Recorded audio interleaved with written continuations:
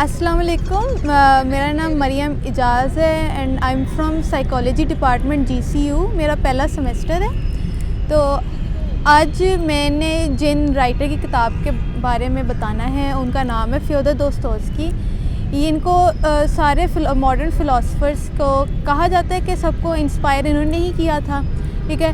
Fyodor दोस्तोव्स्की Russia Moscow में 1821 में around इनमें इस टाइम पीरियड में पैदा हुए थे और इनकी लाइफ के जो स्टार्टिंग का ईयर्स हैं उससे लेके आखिर तक अगर देखें तो it's abundant of suffering. That's why may be that has concluded him to write such philosophical works. जब ये 9 साल के थे इनके एक दोस्त के साथ ज़्यादती हुई जिसका मर्डर हुआ। तो इसी बात से रिलेटेड इनकी एक लाइन आती है कि to take somebody's life is a great sin but the greater sin is to take their sense of beauty of life. ठीक है। और जब ये 15 के थे इनकी वालदा मोहतरमा की डेथ हो गई थी ट्यूबरकुलोसिस से। एंड जब वो 17 के हुए, जब वो मिलिट्री इंजीनियरिंग पढ़ रहे थे तो उनकी फादर की डेथ हो गई अननोन रीजंस की वजह से। And around that time may be उस शौक की वजह से, मगर इतनी साइंटिफिक स्टडीज़ इतनी आगे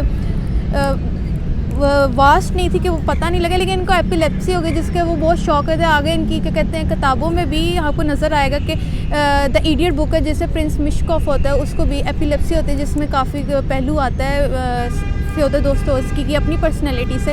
तो फ्योदर दोस्तोव्स्की ने काफ़ी अर्सा टाइम जेल में भी गुजारा हुआ है क्योंकि जब वो मिलिट्री में गए थे when he was in military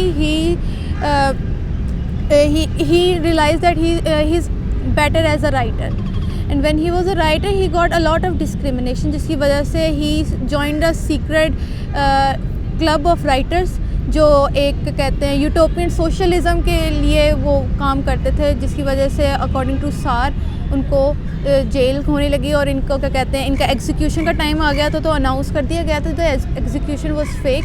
ठीक है। It wasn't real execution. उसके भी बहुत पहलू हैं कि उन्होंने दिखाना था कि उनके गवर्नमेंट कितने मेहरबान है कि वो लोगों को माफ़ कर देते हैं वो। तो ये एक टाइम था कि Fyodor Dostoevsky fell into complete insanity. तो इस तरह के पॉइंट्स के जहाँ पे एक बंदा ही loses his sense of beauty about life are seen in many of his work. तो अब हम इनकी एक किताब पे चलते हैं। किताब का नाम है नोट्स फ्रॉम अंडरग्राउंड। ठीक है। This book is about an entire hero. ठीक है। एंड जिसमें वो बुक के 2 हिस्से हैं। फर्स्ट हाफ में he will explain how the person is from the underground. Underground के 2 पॉइंट्स हैं। फर्स्ट ऑफ ऑल अंडरग्राउंड उन्होंने कहा हुआ है कि underground can be poverty, how is living underground not like the other people who enjoy the luxury of life. And the next point of this word underground is, underground का ये भी मतलब है कि वो जो एंटायर हीरो है, मतलब जो हमारा प्रोटोगनिस्ट, ये बेसिकली है तो एंटागोनिस्ट बट हमारा मेन कैरेक्टर वही है। तो वो क्या कहते हैं ना मोस्टली अपने दिमाग में रहता है। तो जो उसकी मेंटल स्टेट है जिसके अंदर अपनी मेंटल उसने एक सर्कल, एक बबल बनाया है, उसको भी वो अंडरग्राउंड करता है क्यों? Because it is different from the world that other people live in. His world is different from other peoples. तो वो अंडरग्राउंड में आ जाएगा। अब हमारी जो किताब है ना नोट्स फ्रॉम अंडरग्राउंड, ये शुरू होती है जिसमें हमारा नरेटर भी हमारा मेन कैरेक्टर ही है।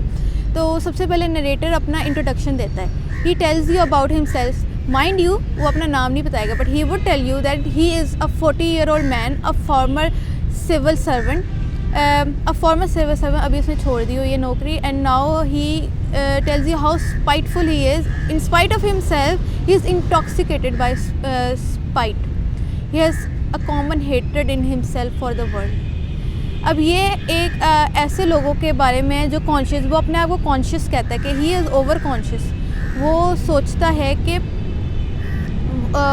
वो सोचता ही रहता है, बेसिकली ओवर थिंकिंग करता है, लोगों के बारे में सोचता है क्योंकि वो कॉन्शियस है। तो ये उस तरह के लोग होते हैं जो अपने आप को कभी कभार या मोस्टली अपने आप को दूसरों से बेहतर समझने लग जाते हैं। तो इसी तरह हमारा कैरेक्टर भी अपने आप को दूसरों से बेहतर समझता है।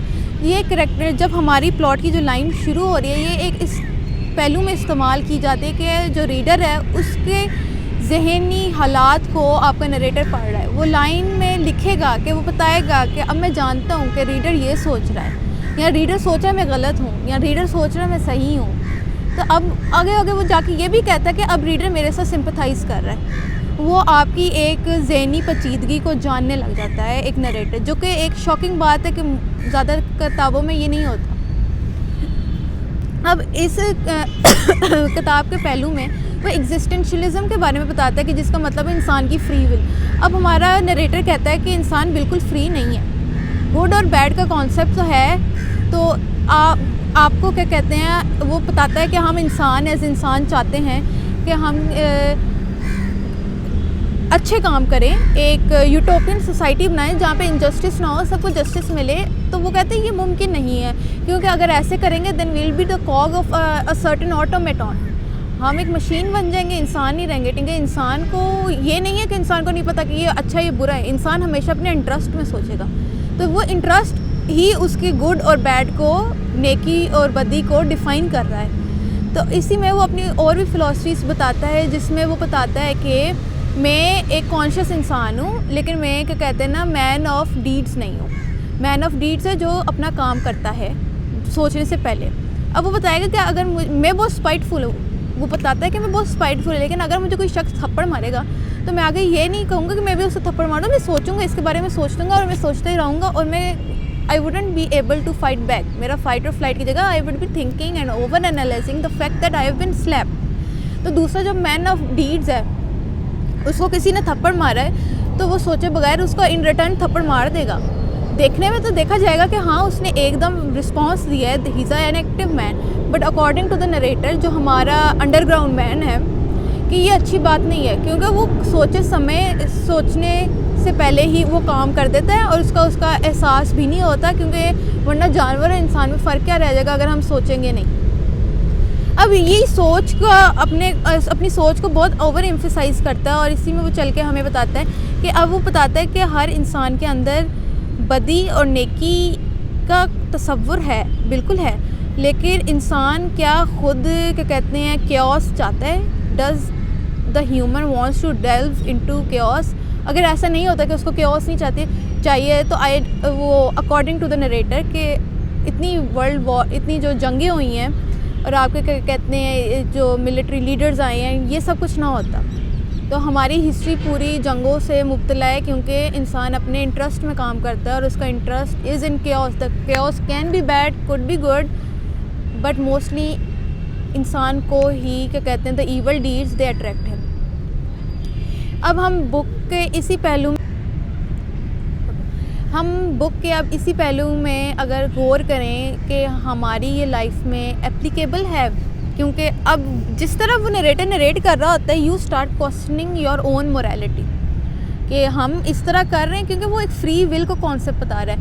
हमारी फ्री विल मोस्टली किसी मज़हब की वजह से ड्रिवन होती है, या फ्रॉम द फैक्ट कि हम अच्छा करेंगे हमें अच्छा उसका रिज़ल्ट मिलेगा, या फ्रॉम द फैक्ट के from journal succession of something के ग्रेड्स का हो गया, आपको क्या कहते हैं अपने ऑफिस में क्या कहते हैं कोई प्रमोशन चाहिए, आप उसके लिए मेहनत करोगे या अच्छा काम करोगे। तो इन ऑल दैट के इंसान को एक स्केप चाहिए। वो स्केप आती है जब इंसान क्या कहते हैं ना ही स्टार्ट्स क्वेश्चनिंग हिमसेल्फ। अगर हम इन सारे फैक्टर्स को हटा दे जाए और इंसान की फ्री विल को देखें, तो इंसान क्या कहते हैं अपने आप को एज नहीं समझेगा कि बुरा क्या है अच्छा क्या है। अब यही बात नरेटर बार बार आपको यही बात आपको समझाएगा, लेकिन बाद में इसी बात के अपनी ही बात के वो ख़िलाफ़ भी जाएगा। He will tell you that what you are thinking is wrong, जो मैं कहूँगा वो सही होगा, और वो जो कह रहे हैं वो अपनी ही बात को गलत साबित करेगा। गलत साबित करके फिर वो मानेगा भी कि उसने गलत कहा है, क्योंकि he is intoxicated by spite, कि ये उसकी नेचर है, he can not change himself. अब नेक्स्ट पार्ट, ये तो उसकी फ़िलासफ़ीज़ ऑफ लाइफ हो गई हैं। अब नेक्स्ट पार्ट में वो आता है और अपने माहौल के बारे में बताता है कि किस तरह वो सेंट पीटर्सबर्ग के एक पोसीदा से मुकाम में रहता है, और उसका एक सर्वेंट है, वो अपने सर्वेंट से भी बहुत नफ़रत करता है। सिंस अगेन ही स्पाइटफुल, उसको सबसे नफ़रत है। अब सर्वेंट की भी हमें बहुत नाइलिस्टिक सी एक वो दिखाई गई है नेचर, क्योंकि वो भी अपने मास्टर के अगेंस्ट बड़ा चलता है कि वो भी ढीठ रहता है। वो ढीठ रहता है या नहीं, ये नरेटर क्या कहते हैं ना, वो ख़ुद क्या कहते हैं इस चीज़ से कन्विंस्ड है कि वो ढीठ है, and he is acting against me. वो ही इज़ कन्विंस्ड कि पूरी दुनिया it conspire against me, at some point हमें भी लगता है कि पूरी दुनिया इज़ कंस्पायरिंग अगेंस्ट अस, के हर कोई हमारे ख़िलाफ़ है। अच्छा, अब वो 40 का है, लेकिन अब वो क्या कहते हैं ना, एक उसकी ज़िंदगी का वाक़या रह चुका है जिसकी वजह से ना वो उसको कभी भूल नहीं पा रहा, और वो बहुत ग्लूमी है and he is spiteful again for what has happened already. तो अब वो इसका एक उसके दोस्त नहीं रहे हुए since he has been better than them, उनसे बेहतर रहा है, उनसे अच्छा था, जिसकी वजह से उसके दोस्त उससे जेलस, या उसके क्लासमेट, उसके कोलीग्स उससे जेलस होते थे, उसके मुताबिक तो यही है। तो he is not according to him that he is better than them, that's why the other people are jealous from him. तो अब उसके वो दोस्त के पास जाते हैं जिससे उसने कर्जा लिया हुआ है, उसका नाम है सिमिलोव, ठीक है। अब सिमिलोव ने उसके बाकी दोस्त हैं जो उसके स्कूल टाइम के साथ दोस्त होते हैं, उनके साथ उसके लिए एक गेट टुगेदर रखा हुआ है, जहाँ पे अपने एक दोस्त से उसकी शायद शादी हो रही है और उसकी प्रमोशन भी हो रही है, जिसके लिए उसके लिए एक बैचलरेट पार्टी रखी है, जब बेसिकली वो डिनर करते हैं उस टाइम पे। तो उसमें जाते हैं, तो वो इन्वाइटेड नहीं था, he invited himself among them. तो और उसको लगा कि okay that too was in specifically a second hand embarrassment, कि उसने खुद ही अपने आप को इन्वाइट किया, और ही फील्स दैट टू कि ही वाज एम्बेरस। अब इसी एम्बेरसमेंट को ओवरकम करने के लिए he tries to be better. अब वो कोट अपना देखता है, मैं कोट नया लूँ, मैं सबसे बेहतर लूँगा। वो टाइम पर वहाँ पे जाता है, ठीक है, बैठक पर, and when he goes there तो पता चलता है they change the time without telling him, उसको इन्फॉर्म किए बगैर उन्होंने टाइम चेंज किया। बड़ी देर से बैठा है, वो काफ़ी लेट आते हैं। वो उधर रहता है, वो उनके साथ बैठता है, और उनको काफ़ी वो अपने मूड में आ जाता है ना, वो एक सोच अपने एक माइंड सेट में आ गया कि मैं इनसे बेहतर हूँ और मैंने इनको करके दिखाना था, I am better than them and I am not embarrassed of what I did. वो एम्बेरस्ड था, इनफैक्ट ही वॉज एम्बेरस्ड, लेकिन वो खुद नहीं मानना चाहता, एक सेल्फ डिनाइल में चले जाते हैं, जो हम में भी है एक सेल्फ डिनाइल, ठीक है। And when he goes in that denial he starts being rude despite of his actions, वो रूड होता है। देन ही गेट्स ड्रंक, ठीक है, he gets intoxicated by the liquid substance liquor, and जिससे वो he starts even misbehaving.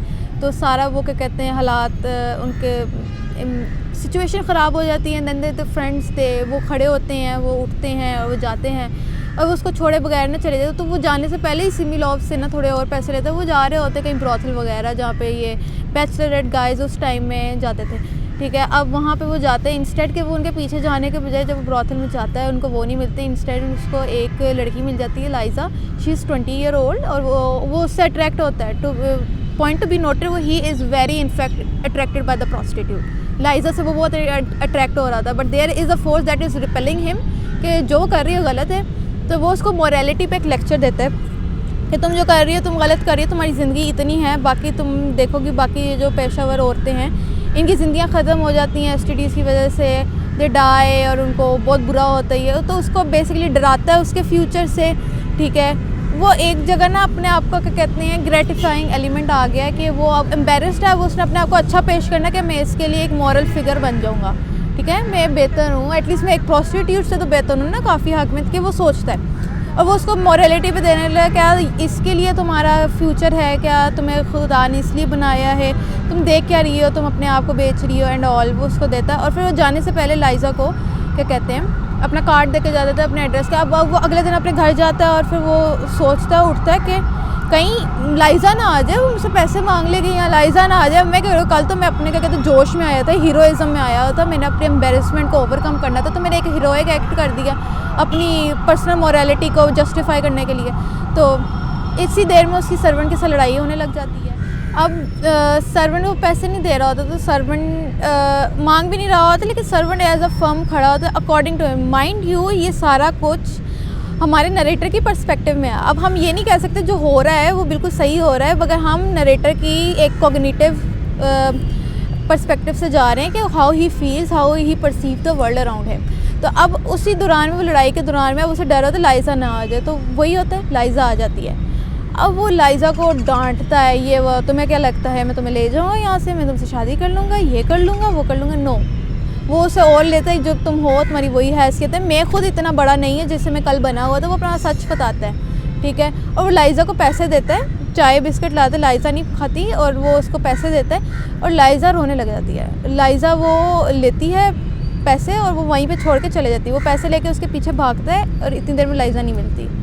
That was the end. ये आपको एक पर्सपेक्टिव दे रहा है कि how there are things, basically कोई चीज़ भी उसके कंट्रोल में नहीं थी। लाइक रेस्ट ऑफ अस, हमारे भी कंट्रोल में मोस्टली चीज़ें नहीं होती, बट हाउ वी जस्टिफाइड, ये हमारा अंदर का पहलू है और इस पर बहुत गौर व फिक्र करने वाला ये एक नावल है फियोदर दोस्तोयevsky की। ये पहली किताब है जिसको हम कहते हैं कि जो एग्जिस्टेंशलिज्म पे क्या कहते हैं पब्लिश। अच्छा, थैंक यू सो मच, आपने टाइम निकाला और मेरी इस वीडियो मेरे रिव्यू को सुना, ठीक है। And thank you so much for GCU book club, क्या आपने मुझे ये मौका दिया, ये अपॉर्चुनिटी दी to so I could present my thoughts and a few words of wisdom. And if you liked the video or really enjoyed it, please like, subscribe and make sure to place a comment over there. Thank you, bye.